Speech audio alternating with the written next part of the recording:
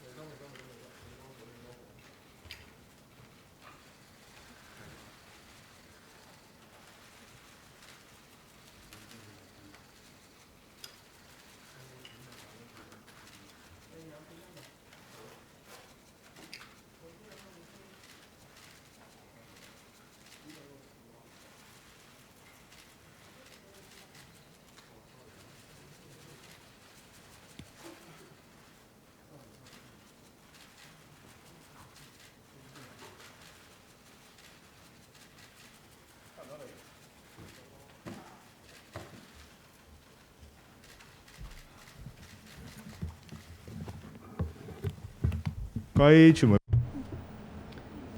Friends of the media, thank you for coming to the press briefing today.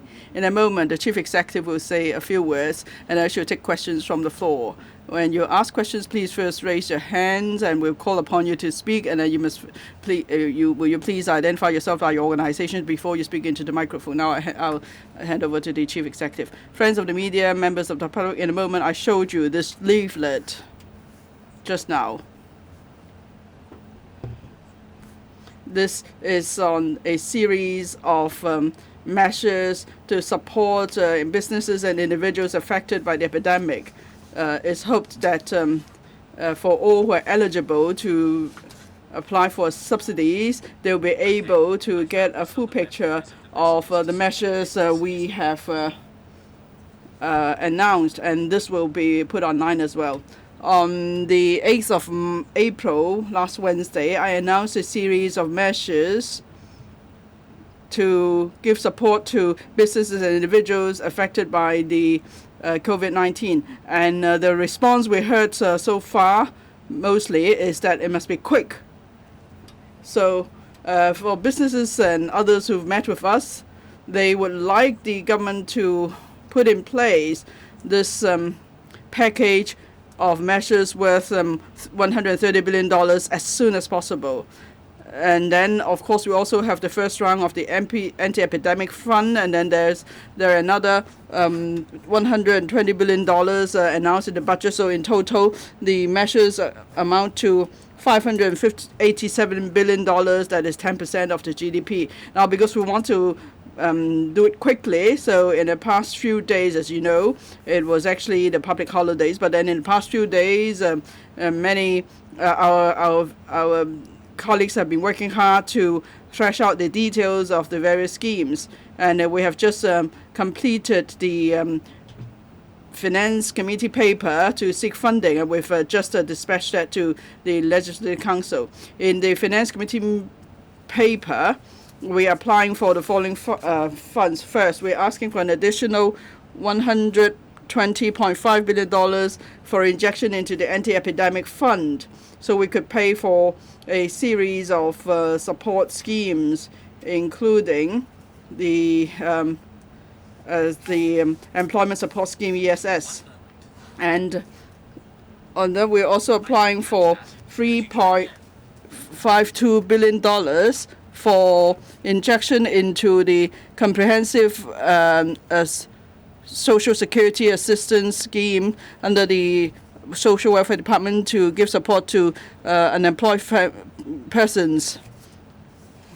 And then there will be special injection into the special loan guarantee scheme for SMEs, so there could be 100% guarantee. Already $20 billion have been approved by the NHK, and we're now asking for another $30 billion, so that we will total $50 billion that will pay for the 100% special grants subsidy scheme for SMEs. And then we have also made improvement to the scheme, especially in terms of interest. So therefore,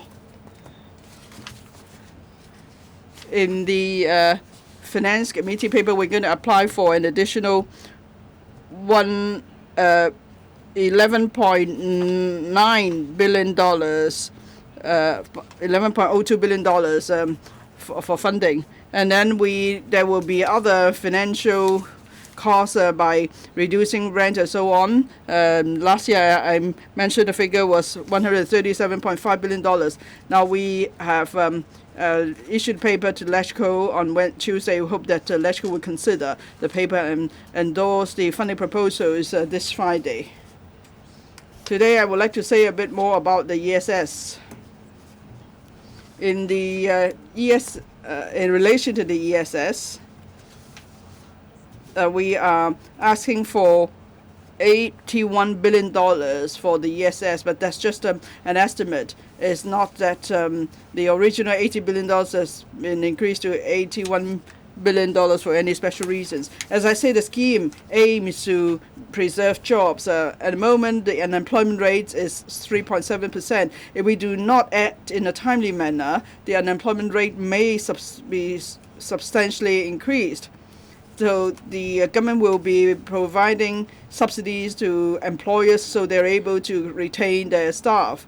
The basis of the scheme is the MTF contribution, because that way we could do it quickly and in the simplest manner. The employers have to make two undertakings as they apply for the subsidy. Firstly, during the full subsidy period of 6 months, they cannot lay off staff.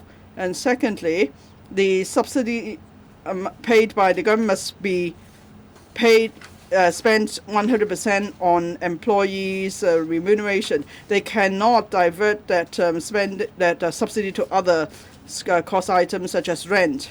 It's not allowed. And in the past few days, we read from news reports that some workers and some unions have expressed concern.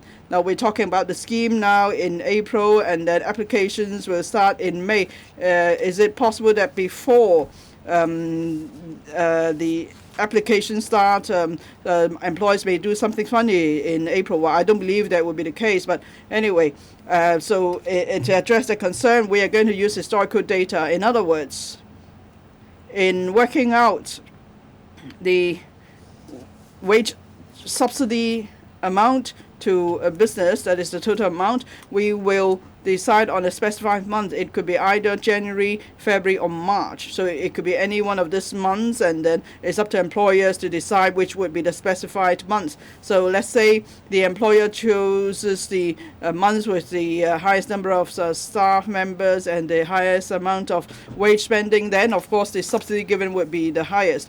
Now, I have been hearing views. It seems that January, most employers will probably go for January, because as you recall, January was when we had the Chinese New Year, and at that time there were not yet confirmed cases. I think the first confirmed case was after the 20th of January. So for businesses in particular, the catering and retail businesses, they were preparing for a good month of business. So perhaps they hired more people then, and then they were paying out more wages as a result. So probably employers will therefore choose January as the specified month. So employers can choose either January, February, or March. They cannot choose April or May. Now, we want to make sure that staff will not be laid off. So at which point do we count the number of staff? When do we do the head count, that is? Again, we will be using historical data, but then it has to be reasoned, because we want to give safeguards to employees under employment now. So we want to keep their jobs. So therefore, the specified months for the head count would be March. That is, the employer choose a month for working out the wage subsidy, and then this whole amount must be spent on subsidizing the wages of staff in the future. And for that, and then the number of the head count for the business must not be lower than that in March throughout the subsidy period. I understand the Secretary for Labour and Welfare has arranged a background briefing, and then he will be giving you more technical details about the scheme. Here I would like to make an appeal. We are really in dire strait. There are many employers and employees waiting for the subsidies under the employment support scheme or other forms of subsidy under various other schemes. So here I would like to appeal to the Finance Committee of the Legislative Council again, most sincerely, that they would endorse the funding proposal this Friday. Thank you. Q&A, please raise your hand and speak into a microphone. The lady in the middle in blue and the gentleman. I'm from Commercial Radio. Yesterday, Hong Kong and Macau Affairs Office and the Liaison Office issued statements commenting on legislators, including Dennis Kwok, for misconduct in office. I think these are serious accusations.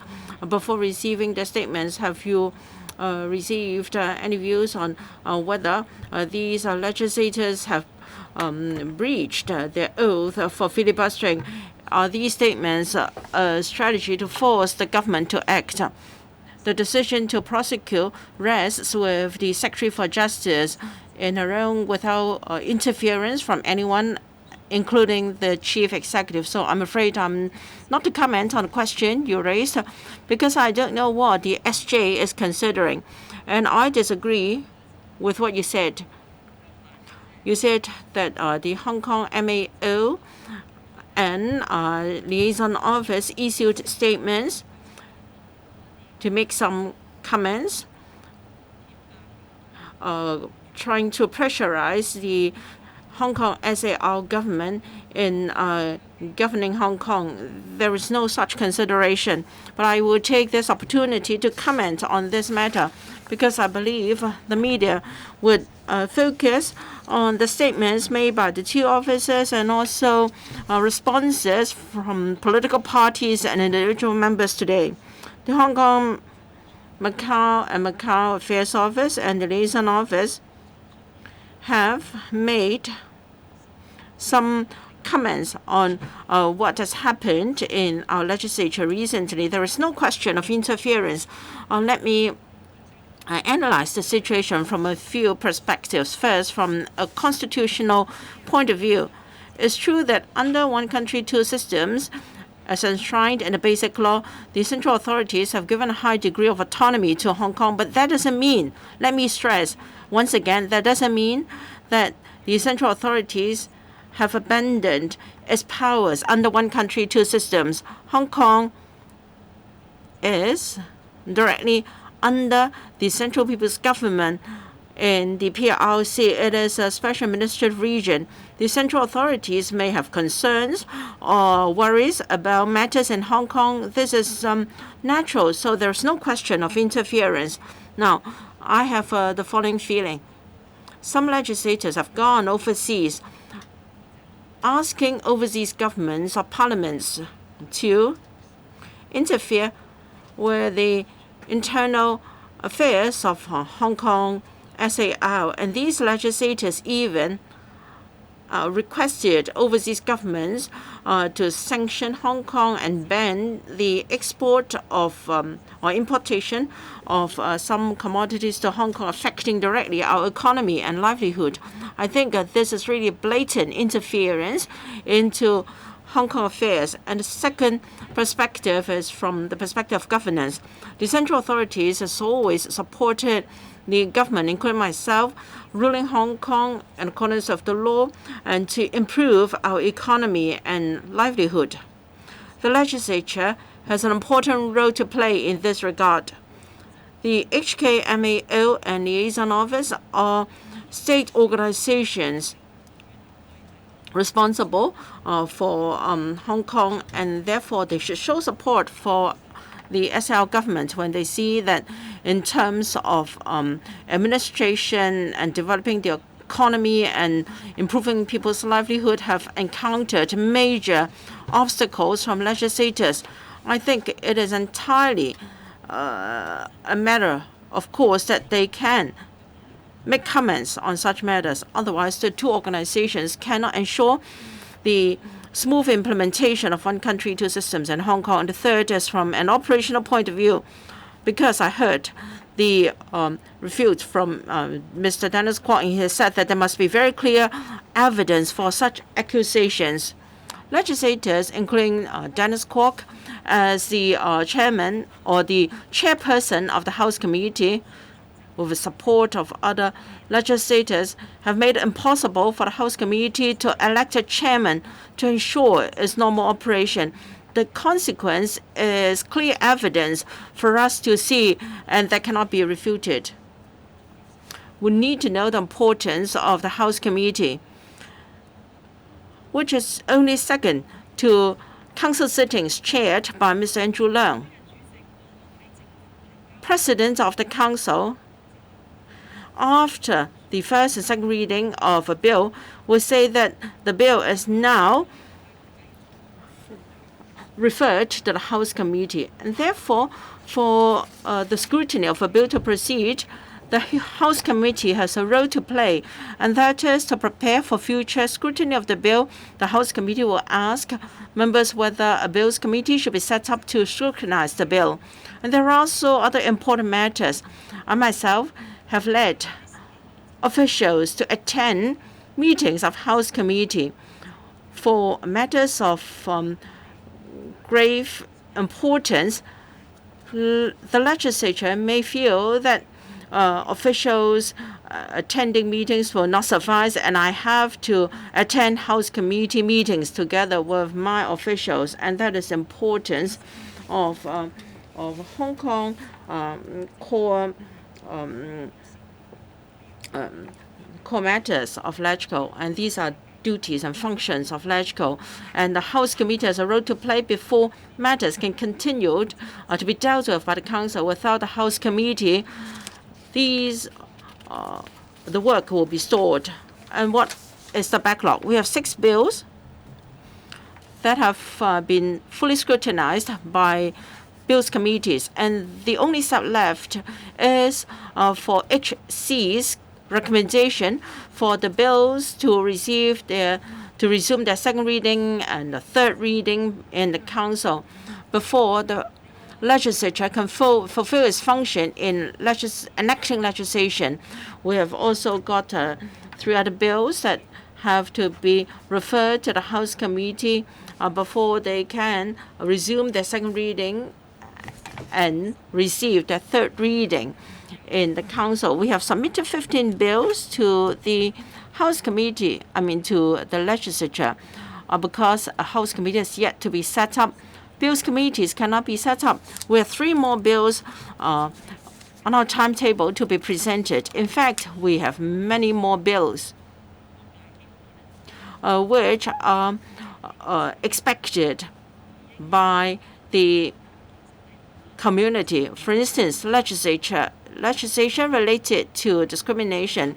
Now, we have seen the reality that the term of this council is coming to an end, and it's unlikely that the bill can be passed, and we have given up hope.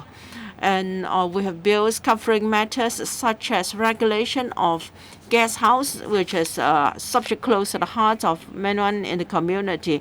Some on fire safety, some on patents and on competition, and another one is on extension of maternity leave and other legislation on cutting of taxes and promoting the development of the insurance sector. All these required scrutiny by the legislature. We have to bear in mind that this is the last year of the 2016-2020 term of LegCo. If these bills or legislation cannot be passed by July this year, then all the work will be abortive, and we will disappoint many people who would like to see the enactment of these bills. We understand that many legislators have done so much, and they are targeting the national anthem bill. However, the bill has gone through all the proper procedures, and the bill should be referred to the legislature For resumption of second reading and third reading, I have already openly said that I'm quite worried. Now, this is not a bill, but a resolution by the government, which will see as Waterloo because of the failure of the House Committee, and that is to appoint a Chief Justice for the CFA. We only do this once every 8 years. But this appointment of the new Chief of Justice would be affected because of what's happened in the Bills Committee. Now, we have to respect facts, and the fact is the House Committee has gone through 16 meetings in the past 6 months. They have spent scores of hours on meetings, and they have yet to return a chairman and deputy chairman for the House Committee.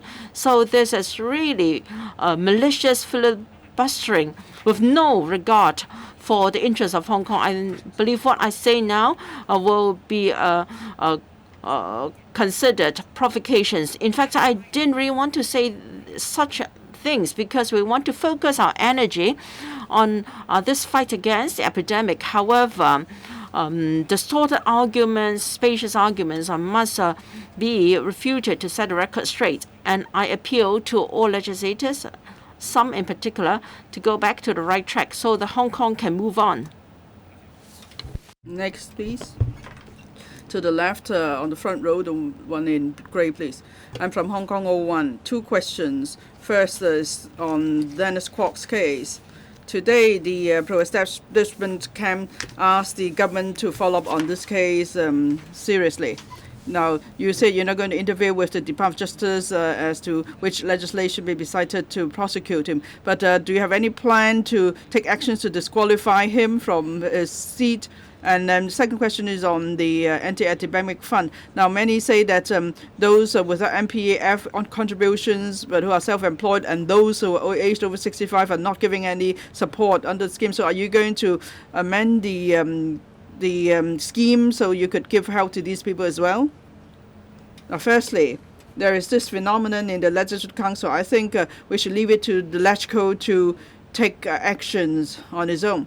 Now, that's why today the pro-establishment camp members mentioned certain actions they might take. Now, and as I said, the Secretary for Justice is to act independently without interference, and if she decides that certain actions will be taken, well, I cannot really speak for her here. But my own view is that we should leave it to the Legislative Council to take actions on their own. And through what means? Well, I'm sure there are many from the legal sector in LegCo. They will be able to come up with a way. And your second question about the additional relief measures, that is the second, in particular, the second round of the anti-epidemic fund. We have tried our very best to expand the scope as far as possible. But then this time round, there is a difference compared to the last round. This time we have $81 billion for the employment support scheme to give wage subsidy. If certain sectors think they don't benefit from other subsidy schemes, they will benefit from the employment support scheme. And then for those sectors that may benefit both from the ESS as well as other sector-specific subsidy schemes, these are usually the hardest hit sectors, such as the aviation sector and the catering sector. Now, you mentioned 2 groups of people, those who are not paying MPF contributions, who are self-employed, and those aged 65. Yes, they won't benefit from the ESS. Well, we have taken a really careful look this time. There are 210,000 people, say in the catering sector, they are not paying MPF contributions. They self-employed. That covers the construction sector, the catering sector, as well as land transport sectors, in particular taxis and the red minibus trades. Well, actually, I asked Mr. Frank Chen too, how come he left out the green minibus sector. So that's why in the Finance Committee paper, there will be subsidy to the license holder of green minibus routes But then for employees of the GMB operators, they also contribute to MPF, so they'll be covered by the ESS. So we are trying to use various ways to try to cover employees under different employment terms. For those who are employed and who are above 65 years of age, it's true they are no longer required to make MPF contributions, so they are not covered by the ESS. But then I've already told employers that if you are hiring people over the age of 65 now, the government wage subsidy to you is a lump sum. So I believe employers should try to give protection to these employees as well. Yes, it's true. Business has dropped substantially, and there could be adjustments. But then we don't stop employers from using their own ways to give protection to as many employees as possible. For people over 65 years of age, there are various other schemes in our social security network to cover them. For example, the Labour Department also has special assistance schemes for employees over the age of 65. To the far left on the front. From RTHK. Just on those comments from the Hong Kong and Macau Affairs Office, you said there was no question of interference, but it was a little bit more than a comment. There was also a very strong accusation that the lawmaker had committed misconduct in public office. So can you just clarify why you don't consider that to be interference? Secondly, is your administration under pressure from Beijing to bring this whole House Committee saga to an end? And finally, something from Dennis Kwok's press conference just now. He was saying that there's a lot of political mistrust in Hong Kong. Are you worried that this will make things more difficult or sow the seeds of more sort of erosion of trust at this very delicate time? Three questions. First of all, about the public comments made by the Hong Kong and Macau Affairs Office and the Central People's Government Liaison Office in Hong Kong. I want to refute categorically any accusation that such comments made by the two offices constitute interference, especially when some critics refer to Basic Law Article 22. I see no ground for that sort of accusation. As I have explained, from the constitutional perspective, one has to fully understand that under one country, two systems, yes, through the system and through the basic law, the central authorities have given Hong Kong a high degree of autonomy. But that doesn't mean that the central government has given up its power and authority on Hong Kong affairs. And the central government has always been very supportive of Hong Kong SAR government's work in terms of improving livelihood and also promoting Hong Kong's economic development.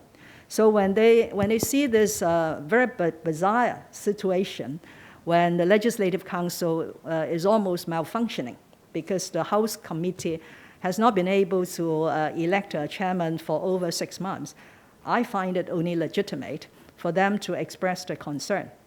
So there's absolutely no ground for accusation of interference by the two offices.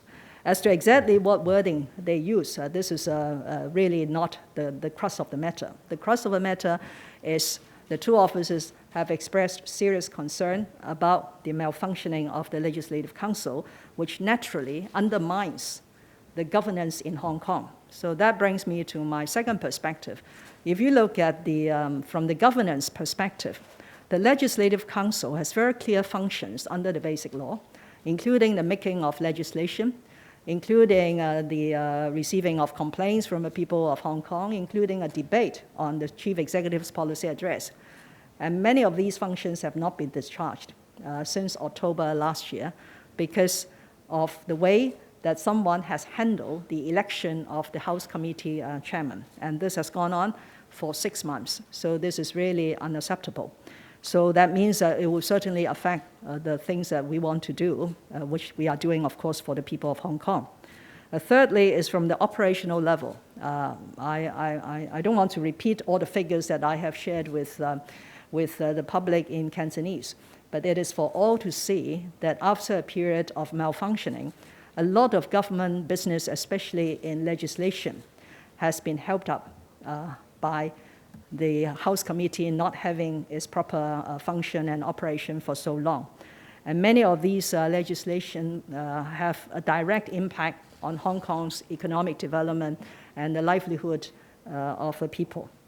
So this is a very unfortunate event and a very undesirable phenomenon, which we should all try to rectify as soon as possible.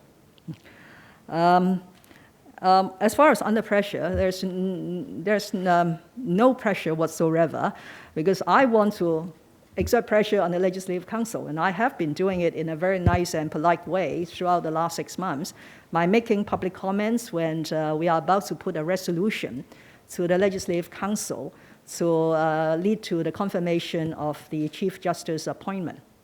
But whether some Legislative Council members will care about all this pressure is nothing for me to decide or comment. But I just hope that people of Hong Kong understand the current situation, that it is really very detrimental to the normal operation of government work. As far as the third the point, I don't want to comment on a particular comment by one of the Legislative Council members, but the difficulties of governance in Hong Kong are for all to see. I would say that the Hong Kong SAR government would have a much easier life in this anti-epidemic work if we have more cohesiveness in society, more unity, more solidarity, putting aside our political differences for a time being in order to help Hong Kong to go out of this epidemic as soon as possible. So everybody should reflect on the situation that we are now in. 下一條。 Next. The lady on the right, in the front row, cable TV. I'd like to ask about details of the employment support scheme. You said that the headcount will be based on March. However, some employers might have already laid off some staff. Do they have to re-employ them or create new positions or add to the headcount to match what was the situation in March before they will be eligible? The second question relates to the statements by HKMAR and Liaison Office. Under Article 22 of the Basic Law, central organizations are not supposed to interfere with local matters. So how can you say that they're not interfering with the matters of Hong Kong? And how do you make a distinction between interference and concerns and worries for Hong Kong matters? And you said that you will not interfere with decision by the Secretary for Justice. Now, the government may or may not have any action, but what about action from other aspects? Are there any plans? Well, as I said, Dr. Law Chi Kwong in 20 minutes or so time will give you a technical briefing on the ESS. So what you asked was very technical. I will defer to Dr. Law for explanation. Regarding the second question, I have nothing more to add. I've already explained in very clear terms from constitutional and operational and governance point of view. HKML and Liaison Office have expressed their views on the phenomenon in Hong Kong, and that doesn't constitute any interference. For the third question, in the past 6 months, we have been taking action. For instance, I would make open public comments. I would appeal to legislators to return a chairman for the House Committee as soon as possible. The CS4A has also written to the Council saying that the malfunctioning of the HC cannot do. We have legislation to pass. And Bureau Secretaries are also very anxious when it comes to bills they want to present or got passed. They have approached legislators of different political parties to ask whether the scrutiny of the bills can be expedited. I think we have tried all sorts of means. However, that has not moved Mr. Dennis Kwok at all, and he has continued to stall. Right-hand side at the back. Mrs. Lam, I'm from Mingpao. I've got two questions. First, will the government consider setting up aid, any support fund for the unemployed, because we don't have any in Hong Kong, so should they apply for CSSA? And on the 7th of May, the mandatory quarantine order from people returning from the mainland will expire. Is there any plan to extend it? First, we do care for the situation of unemployment, and we'll do our utmost to stop this spate of unemployment. So in terms of speed and strength, we have ESS to stop the further loss of jobs. You can imagine now if the economic situation did not show any improvement by the end of April, and some employers cannot cope anymore, and they have to make some of their staff redundant, and the redundant staff will become unemployed. So our ESS will ensure that during the subsidy period of 6 months, there can be some relief for the workforce so that no redundancies will be needed. So people that might lose their job can keep their jobs, and that is the major target of our scheme. Unfortunately, some employees might have already been sacked before the launch of ESS. Now, the calculation of a wage subsidy can backdate to January. And if employers from the catering industry, for instance, feel that things have improved and there is scope for employing more staff, and then they may be able to reemploy employees they have sacked previously. Now, if all these means are exhausted, then people may have to apply for the Social Security under CSSA. They can also make use of the special love upgrading scheme, and they can also take advantage of the relaxed asset limit of CSSA.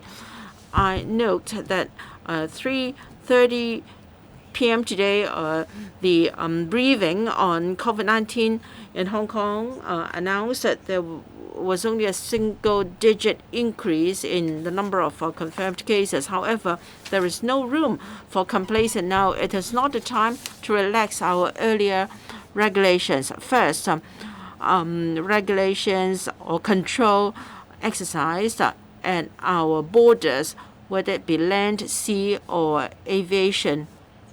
I believe there was only 1,000 or so travelers coming into Hong Kong yesterday, covering all borders.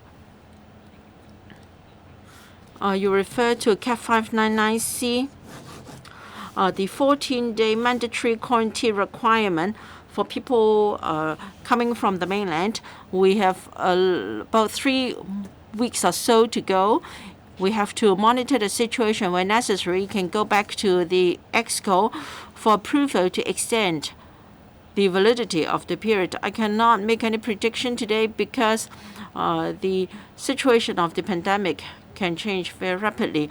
However, we have took pains to control the epidemic. However, we should not cause our previous efforts to go down the drains. Now, we're quite confident that for DSE examination due to start on the 24th of April, we made a review this morning, and I think the possibility for the exams to proceed as scheduled is quite high. We have urged the Secretary for Education to closely monitor the situation, and within a couple of days, he can make some announcement on the DSE exams. One last question. From TMHK. Good afternoon, Mrs. Lam. Regarding the incident concerning Mr. Dennis Kwok, Mrs. Lam, you said that the administration has done a lot to urge the House Committee to return a chairman to no avail. Does that mean that there is no more the administration can do to cause this to happen? Would you do as what the previous government did, and that is the SJ appeal to the court for disqualification of some legislators, and what other means do you have to stop filibustering by some legislators? 所以我作為 Well, the elections of Hong Kong are all about being fair and impartial. So I'm not going to take a position on the elections as the chief executive. Now, and what can be done at the LegCo, I have said the best way is for the LegCo to take actions on its own. If members could sit down and discuss matter over, that's the best. But otherwise, it could be for certain members to take actions to deal with the present situation. Thank you. Thank you very much.